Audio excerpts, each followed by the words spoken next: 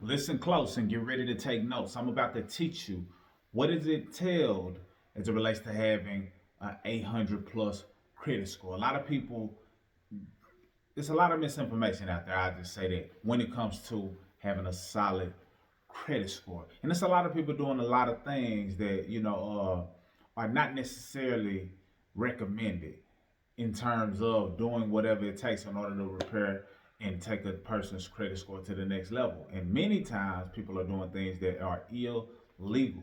In other words, they're doing something that could jeopardize not just your credit score, but your livelihood, and you don't want to go through that process. What up, you got Mr. Smith, point five of Mr. and Mrs. Smith. And in this brief video, I want to talk to you about how to get an 800 credit score in pretty good detail. So get ready to take your pen and pad out and take some copious notes, because note takers are money makers. And in the sake of this video, note takers are people who take their credit to the next level. Now, as it relates to you having an 800 credit score, you first got to understand the numbers, the points, the max amount of points that are available, and all of the 5 factors. And in addition to the knowledge that I'm about to give you in terms of having an 800 credit score, you got to have patience. You got to have discipline. You got to have education, and you definitely need to have a strategy if you want a solid credit score. So many people dive into credit repair and they don't have patience. They lack patience, not knowing that, or they knew, but a lot of times they forget that you've been messing up your credit for 3 years. How are you expecting your credit to be A1 in 3 months? Something to make note of. Discipline. A lot of people lack discipline. What do I mean? They have a little patience, but they're not disciplined enough to continue to have on-time payments. They're not disciplined enough to stop applying for new things and quit generating all of these new inquiries. They're not disciplined in their area. Some people have patience and discipline, but they don't have the education. So they go at it blindly or listen to some blind advice that somebody gave them, not knowing that the information or the education somebody else may have been given may have worked for someone else, but not necessarily for you, because your situation is different. Everybody's situation is unique. Just because this one person needs to get another account or a trade line, and I'll talk more about that later, doesn't mean that you need another account or a trade line added to your profile. So not all advice is applicable to you. That's important. And some people just don't have a strategy. You see, bettering your credit and achieving anything great oftentimes requires a strategy. So if you want to get access to all of those things and the knowledge to go along with it, that's what I'm gonna give you in this video. But it's up to you to have the patience, the discipline. But I can give you the education, and I definitely can give you the strategy if you want to take your credit to the next level. But don't expect something overnight if you've been damaging your credit for several years. That being said, let's dive in. Let's talk about the 5 factors. Now, right before we talk about the 5 factors, what ties directly into the 5 factors is knowing how many points are available in terms of your credit profile. What do I mean? See, many people know that their FICO score can go up to 850. So what does that mean? Does that mean that you have to try to get 850 points in order for your score to be 850 or 800 plus? Absolutely not. You see, the lowest score you can have is a 300 FICO credit score. That's the lowest. So if you know that 300 is the lowest, 850 is the highest, what's the difference between the two? 550. So 550 points are available to you in terms of you restoring your credit score. That's very important, and it's very powerful. If you know, okay, it's 550 points out there, how do I get them? And what causes me to accumulate some of those points? Glad you asked, because the 5 factors is what breaks down where those 550 points come from. Factor number 1 is payment history. So many people don't understand that payment history is just your ability to make on-time payments over time, and hopefully all the time, because that alone, payment history alone, is 35% of your score. So when you see people who are mailing off letters, or you see us or hear us talking about our pre-written letters that we give people access to as an addition to our system, it comes along with it free, in addition to everything else that comes with our coaching. But the pre-written letters, when you hear people talking about those pre-written letters, they're talking about cleaning up the negativity that's on their report. And their report showing negativity is a direct effect of bad payment history. So 35% of your score is based on your on-time payments over time, and hopefully you do that all the time. But if you have not, and you got some late payments that led to collections or charge-offs, then you want to use those letters to clean that up. Now, 35% of your score comes from payment history. So what's that number? Remember, we talked about 550 points that comes directly from Payment history. So, how many points is 35% of your score worth? 192.5 points. 192.5 points is what it comes or what it boils down to in terms of your credit history. That's why so many people focus on mailing off letters and getting things deleted. However, just because it can be deleted does not mean that it should be deleted. And oftentimes you don't want to delete everything because something that has been on there for a long amount of time may still have some positives associated with it. It just depends on your scenario. But that's 35% of your score, payment history alone. Number two, credit utilization. And see, oftentimes people are one-trick ponies. They only focus on the payment history.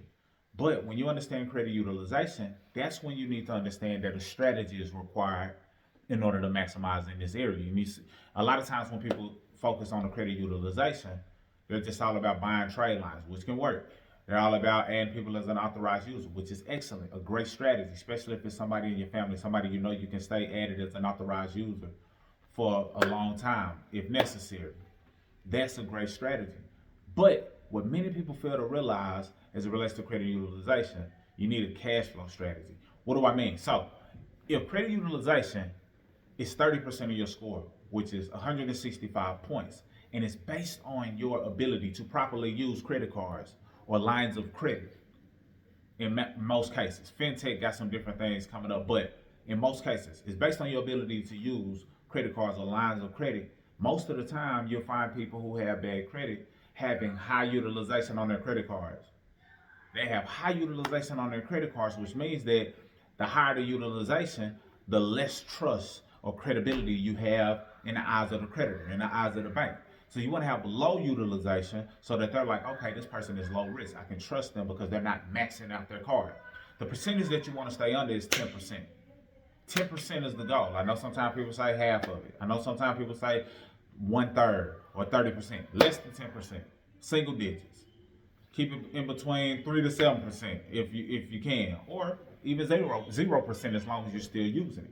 Why is that important? Because if you understand just keeping that utilization low, that has the ability to take your score to the next level. I've seen people implement our advice in terms of getting their credit utilization low, and their score has gone up as high as 300 points across the board. 300 points across the board in a 30-day period, all from getting their credit utilization low. That's powerful. Now, most people don't have a strategy in terms of getting utilization down because they're like, I don't know where the money gonna come from. Well, if you understand cash flow and you understand that our system teaches you 5 ways to increase your cash flow, how to give yourself a pay raise at your job if you don't have one, how to better your credit so you're saving money on interest, how to pay down debt faster so you're saving money on interest and getting that debt out of the way so now you have more cash flow anyway to dump on your credit card if necessary, how to make money from home, how to invest and grow your money, and in addition to that, how to get tax deductions so the money that you're spending on several things become tax deductible. So we show you all of these things, and all of these things give you more cash flow that allows you to pay your credit utilization down a whole lot faster. Very important. Number 3 is credit history. That's just the age of your credit. The longer the credit history, the better. The longer the credit history, the better. I want to know that you're not new to using your credit. Now, this is not to say that if you've been using your credit for 5 years, you still can have a phenomenal score. Absolutely, you could. Especially if you implement being added as an authorized user. Oftentimes, that's a good strategy that can help with credit utilization as well, because what that entails is somebody adding you to their credit card, and you don't even have to get the card associated with it, but they can add you to their credit card, and you benefit from their good payment history and good credit utilization, as well as their good credit history. But you do not want to do that if that person is not responsible with their credit. Otherwise, it does you and your credit report a disservice. Very important. So credit history allows you to tap into using an authorized user if you need to boost your credit history. Other than that, you just have to wait and get time under your belt, time on your side, so they can say, okay, this person has been using their credit for 2 years, 3 years, 4 years, 5 years, 10 years. And that helps boost your credit over time as well. And then the final 2 factors is credit mix and new credit. They like to see, and when I say they, I mean the FICO, and the bureaus, they like to see that a person has the ability to manage multiple types of debt. They want to see that you can make on-time payments as it relates to your car note or your mortgage or any personal loans or even student loans for that matter. But they also want to know that you're able to use credit cards and revolving debt and lines of credit. You having the ability to manage both of those things gives you a good solid credit mix, and it helps your score go up. New credit is tied to not having a whole lot of inquiries and making sure that your most recent years are the most beneficial. In other words, you don't want to have any recent late payments because it hurts you negatively. Now, if it's been further away, then it's not impacting your score as much. That all boils down to that new credit factor. So all five of those factors put together gives you 550 points if you understand it. If you thoroughly understand it. So I just gave you some game that you can take and run with in terms of you taking your credit to the next level if you so choose. Now, if you want access to our pre-written letters, we got a whole system that just adds the credit portion of it as a bonus. In addition to our system, you get access to our coaching. We teach people how to make money, generate revenue, from the comforts of their home, the comforts of their phone. And we also teach people how to use their social media content and videos like this and make money off of the social media platforms. You're on the social media platforms anyway. That's what you're watching me from in many cases. So why not make them pay you? Don't just pay them with your attention, because you got to understand that attention is currency. If your attention is going towards these social media platforms, then you watching is currency to them. So once you understand that your attention is currency, then you need to figure out, okay, if my attention is currency, that means somebody else's attention is currency. And if somebody else's attention is currency, why am I not collecting that currency? How do I go about collecting that currency? You go about collecting that currency by understanding how to monetize your social media platform, your videos, your content.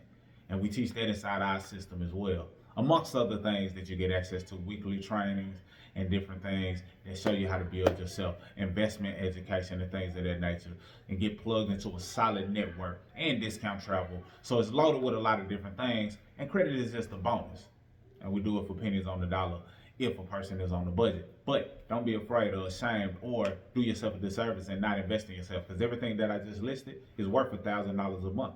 But it's nowhere near that, not even a piece of that. But I'm not here to pitch on that. I wanted to give you those 5 factors of credit and give you an understanding of how to go through getting the max amount of all of those points so you can take your credit to the next level. I hope you got value out of this video. Share this with somebody else who you feel may benefit. But if you benefit, like, comment, do what you need to do to get access to everything that you need. And if your credit is already A1, then let us know in the chat below if you agree with the things that I said. And you'll know that those who say, yes, my credit is 800 plus, that they followed many of the principles that I laid out. So hopefully you got value out of this. That's all I got for this video. Mr. Smith signing out. Salute.